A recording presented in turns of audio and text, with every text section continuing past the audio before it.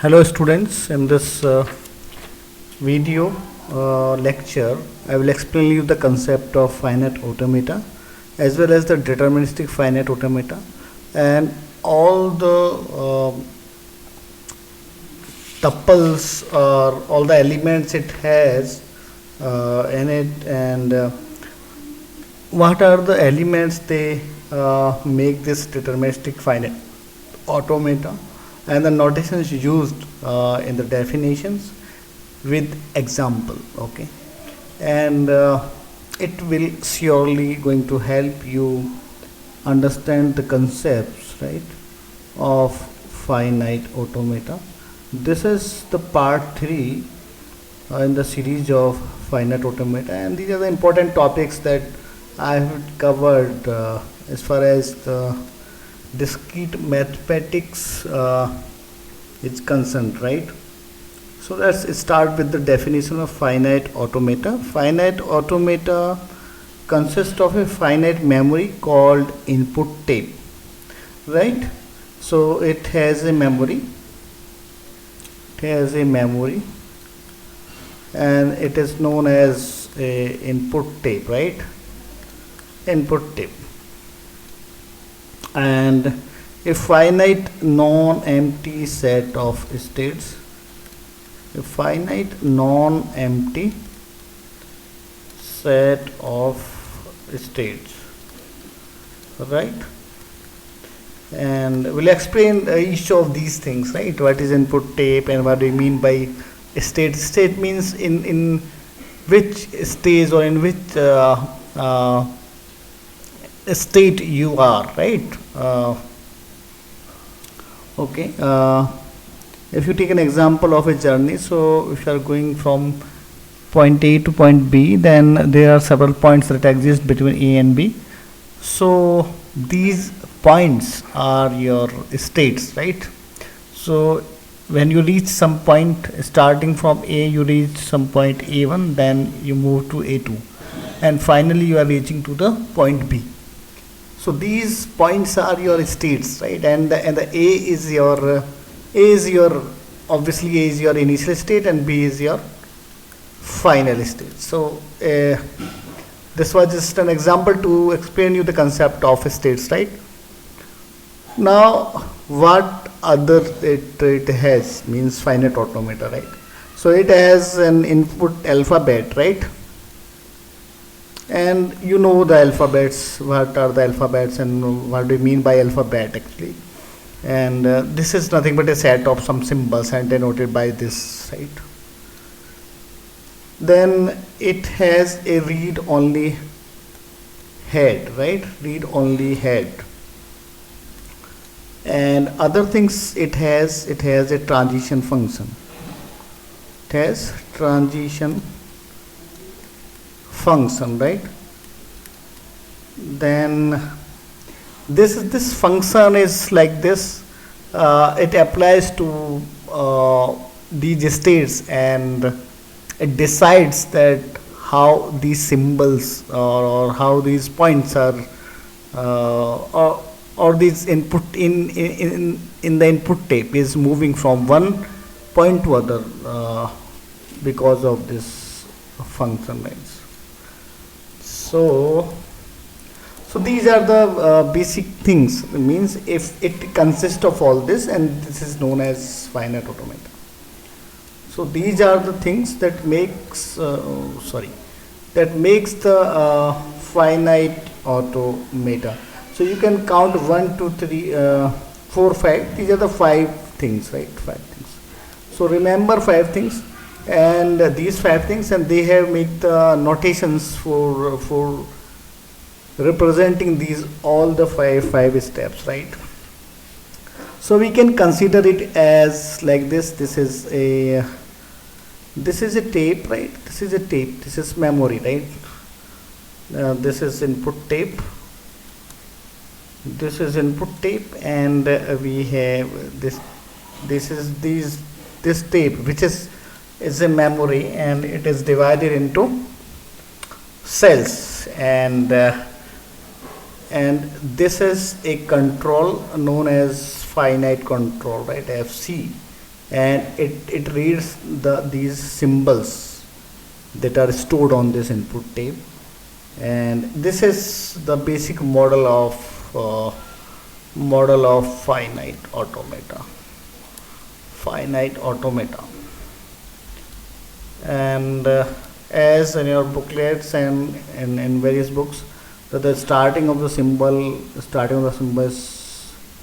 denoted by this sign, and this is the final symbol which is stored on this input tape, is shown as dollar, right? So if they ask you in your exams what do you mean by finite automata, so you will define the finite automata by saying that it consists of 5 things, which is the initial state, is the set of set of alphabets, and a input tape, and transition functions, right? A read only head and all that. So what is deterministic finite automata? This is the general definition of automata, but so what is deterministic finite automata? If you look for in your syllabus, then you will find that they have asked you, or they have explained the deterministic finite automata, and if you read your booklets, you will get to know. But okay, if you don't know about and you have not heard this term, what is DFA, or deterministic finite automata? So a deterministic finite automata is described as a 5 tuple, right? 5 tuple, and these 5 tuples are nothing but this is Q, this is alphabet, this is a transition function, is represented like this, and we have this initial states, and then we have a set of final states. So what these symbols represent actually? So this represent these symbols represents Q. Q represents the non-empty sets of non-empty set of states. The set of states, right? So there are various states, right? And this symbol is very much familiar to you. If you have watched my earlier videos, then this is nothing but the alphabets, right? Input alphabet. So these alphabet can be 0, 1, that alphabet can be A, B, or A, B, C, 0, 1, 2, and whatever the alphabet they are using. And this is the transition function. It denotes the transition function, right? Means how you move, or how the symbols move in this finite automata, right? Then we have this Q naught. Q naught is your initial state or starting state. Initial state, right? And this is obviously belongs to the one of the states which are in this automata. Means Q is a superset and Q naught is a subset of this set, right? So that's why we can say that Q naught is a subset of Q. And then we have a F, capital F, which is the set of final states. Set of final states, right? Final states means finally you are going to, like, as I have taken this example A to B, then B is my final state. So this is also the subset of what? Q, because Q is the set of all states. So Q naught and F are the states. Q naught is the starting and F is the final. So we can see that F is a subset of Q. So how these notations are used and represent, right? So first the notations, that how these notations are used. Notations, how these, because these are just symbols, and but how they are denote, how they are used to denote in a finite states machines or whatever state machine. It is finite, it can be finite, it can be non-finite, it can be deterministic, non-deterministic, right? So this is first thing that that you must know, that how to represent these. So initial state, as we know, the initial state is represented as this. Okay, so this is your initial state, right? So we know the symbols, as I just told you, that it consists of 5 things: non-empty set of states, input alphabet, transition functions. Q naught is your initial state and set of final states. So in the diagram you represent like this. So this is your, if the arrow is before this state, then this state is initial state. Then the second is your final state, right? Final state is represented as the symbol using the double circle, right? So we have this final state, and okay, so this represents the final state. Then we have a transition function. So transition function is represented as this, right? So let's say we have this state q1, and we are going to this another state which is q2. So this is the transition function, but it is expecting a reading a symbol A in the from the input tape, and then it's going to the q2 state. So it can be represented as this delta, okay, and this q1 state by reading symbol A going to this state which is q2. So in the previous paper that was held in February, they have asked one question in which they have asked you to draw a diagram using they have given you a diagram and then ask you to summarize those diagrams into a transition function. So okay, so these are the symbols, and you must know about these symbols before creating or designing a deterministic finite automata, right? So now, so what is this all about? This is like that. If I take an example, and these are the 4 states we have in a deterministic finite automata q0, and this is q1, this is q2, this is q3, right? q3, right? q3, or you can say that it is a finite state qf, right? So you can make any states finite states as according to your diagrams, right?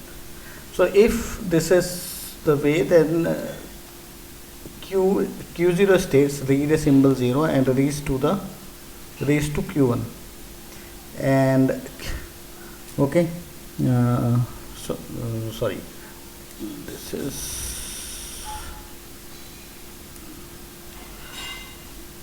okay. We have a alphabet set which is 0, 1, right?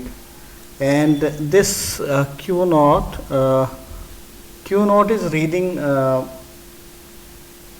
symbol q0, and then going to the q1, and q1 is also reading 0, then going to q0.